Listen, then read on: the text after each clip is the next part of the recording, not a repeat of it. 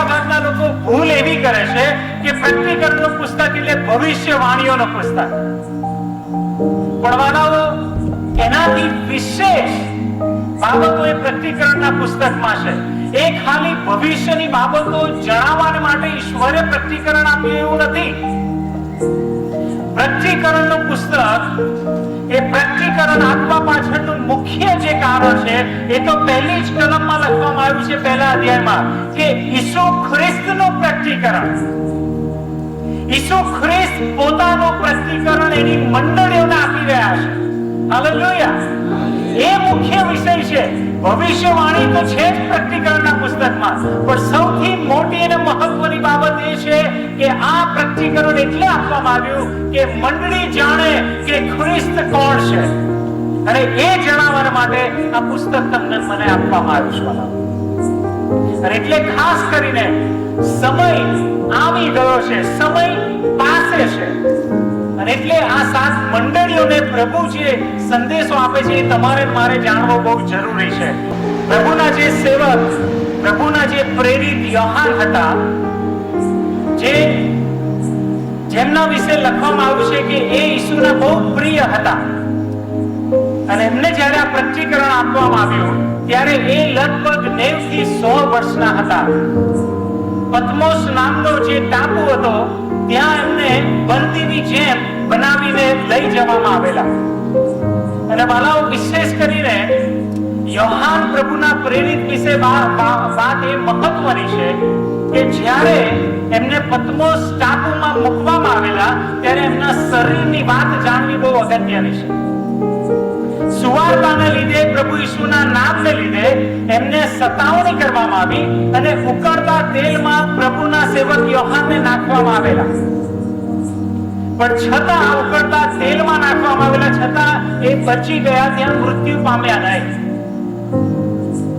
પણ એ મૃત્યુ પામ્યા નહીં, પણ એમનું શરીર, એ આખી ચામડી એમની લેવાઈ ગયેલી, આખા વાંકા વળી ગયેલા. તમને મને જોવા ના ગમે, જાણે ચામડીનો લોચો પડતો હોય એવી રીતે યોહાન એ પત્મોસના ટાપુ પર છે.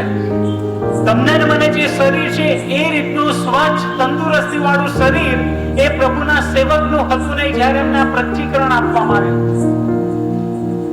અને એ એટલા માટે ઉકળતા તેલમાં પણ મરણ ના પામ્યા કેમ કે યોહાનની સુવાર્તામાં પ્રભુ ઈસુએ આ યોહાન એમના શિષ્યના માટે કંઈક બાબત કીધી હતી.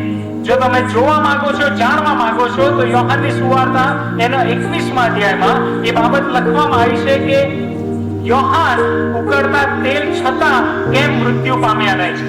21મો અધ્યાય અને 21મી કલમ આ પ્રમાણે કહે છે, તેથી પિત્તર તેને જોઈને ઈસુને પૂછે છે કે પ્રભુ, એ માણસનું શું થશે? પિત્તર યોહાનને જુએ છે અને પછી પ્રભુને કહે છે કે પ્રભુ, આ યોહાનનું શું થવાનું છે? અને પછી પ્રભુ વચન આપે છે. ઈસુ તેને કહે છે કે હું આવું ત્યાં સુધી તે રહે એવી મારી ઈચ્છા હોય તો તેમાં તારે શું? તું મારી પાછળ આવ.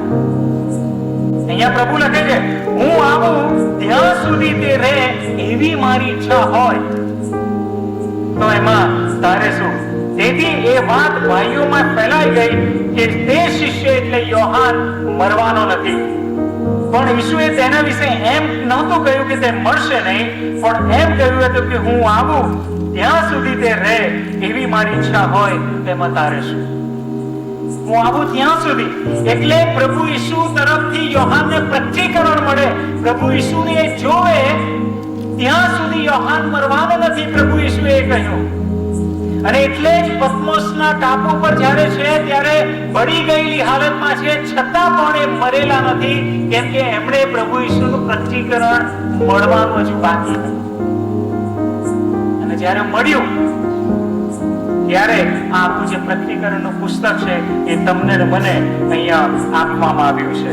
અને એટલે યોહાને જે બધી બાબતો જોઈ એ બાબતો અહીંયા લખવામાં આવી છે.